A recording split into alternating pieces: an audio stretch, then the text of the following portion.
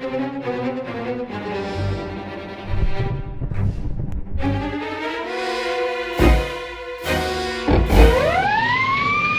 ever have one of those jobs that you just keep putting off, you put it off, you put it off some more, but then you get doing it and it's really not that bad?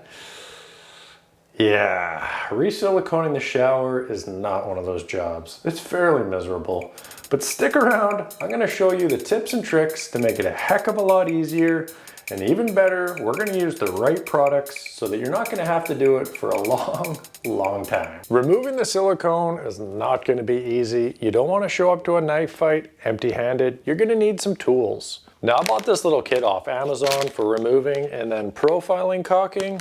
It was only $12.99 Canadian. It's super cheap, but it's rather effective.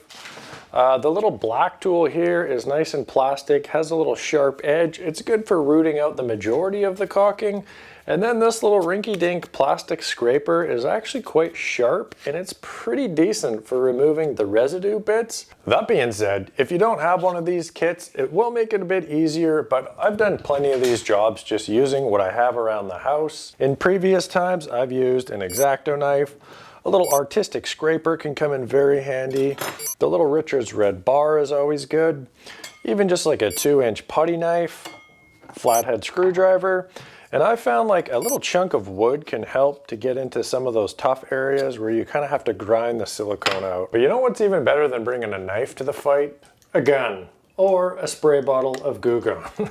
That stuff's gonna help loosen up the silicone, kill any of the mold.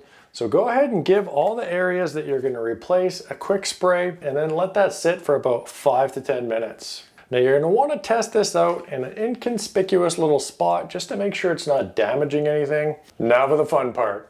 Now these plastic implements are gonna work really nice for bulking out most of it and scraping off the residue. But you may need to get some of the metal instruments in there. It's a bit of trial and error. Not every silicone job is the same. I like to keep all the tools kind of handy in the area and then just grab whatever's getting the job done. And then before you get working on this stuff, because you've used this Goo Gone and there's gonna be some methyl hydrate, denatured alcohol later on in the procedure, let's go ahead and put some gloves on. It's the smart thing to do. Yeah, and you can see with this Goo Gone now on the silicone, it's softened up considerably.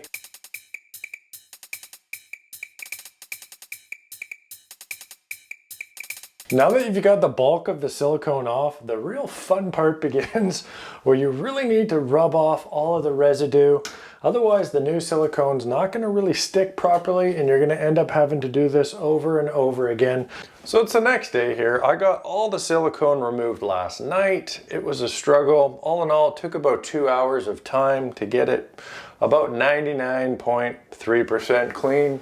You're probably never going to get it 100% clean, but try to get it the best you can. It'll make the job a lot better because the silicone doesn't stick that well to the old silicone. A couple of notes about the cleanup.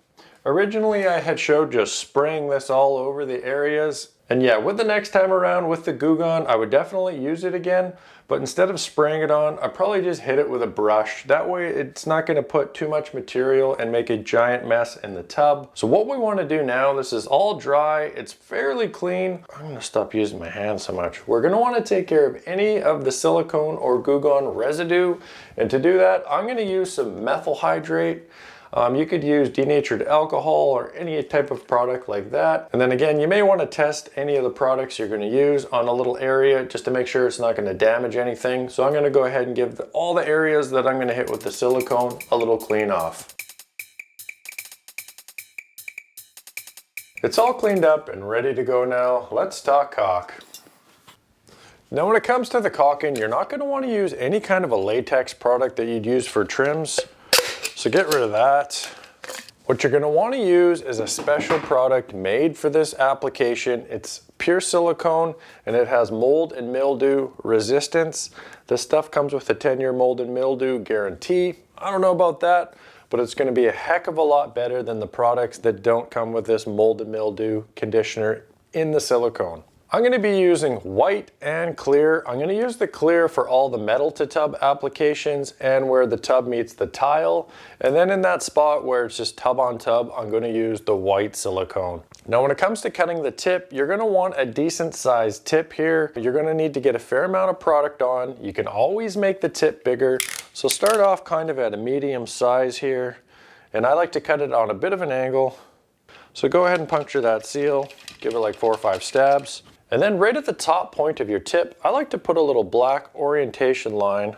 The main benefit of the orientation line is just to help keep this thing in the right direction as you're putting the silicone on. All right, people, it is game 7, people. It's been a long season. There's been a lot of highs. There's been a lot more lows. We've worked hard. You don't want to blow at this point. It's super easy to make a giant mess out of this silicone. I'm going to share with you a couple tips and tricks to keep this thing extra neat and extra tidy, and let's just bring this misery to an end. Now the first thing I want to mention here is, should you tape off your seams? Yes and no. It really depends on how comfortable are you putting the silicone on, and it really depends on the type of area you're going to encounter. For any of these seams in here along these flat spots and in the corner and even along this tile, I'm not going to bother with the tape. I'm pretty confident that I can do a nice job. But for this back seam along here where there's a little L edge on this aluminum piece, I am going to tape off the top of this aluminum just because I don't want the clear silicone to just smear all over the top of here. When it comes to profiling the silicone once it's laid down, the little silicone tools do come in handy. There's a variety of shapes and sizes. I prefer to use the rounded edge one. But there is going to be a few situations where I'm probably going to have to break out the finger, like in this tight little corner over here, and then along this kind of bottom towel grout line. I'm not imagining that these are going to work that well, so it's a bit of trial and error. And then when it comes to using your finger for smoothing out any of the seams, you want to be careful with moisture. You can definitely put a little bit of moisture, spit, water on your finger to smooth it out. Just don't use too much because silicone does not stick to any of the wet surfaces. And then if you do make a mess, you're going to want to have some paper towel on hand, maybe a roll, maybe 2, depending on how messy you are. All right, let's drop the puck here. I'll show you some of the close-ups of the techniques that I use to get good results, and then it's up to you.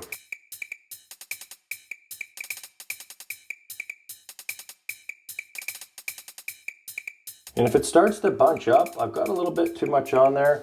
Before it starts spilling everywhere, just clean that tip off.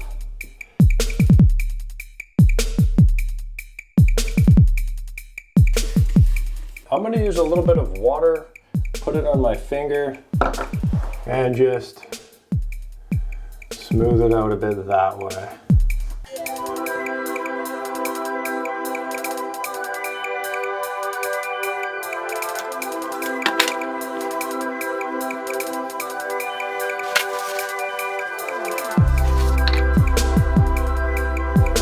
Alright, that's looking top shelf. Go ahead and let that set up for a day before you start using the shower.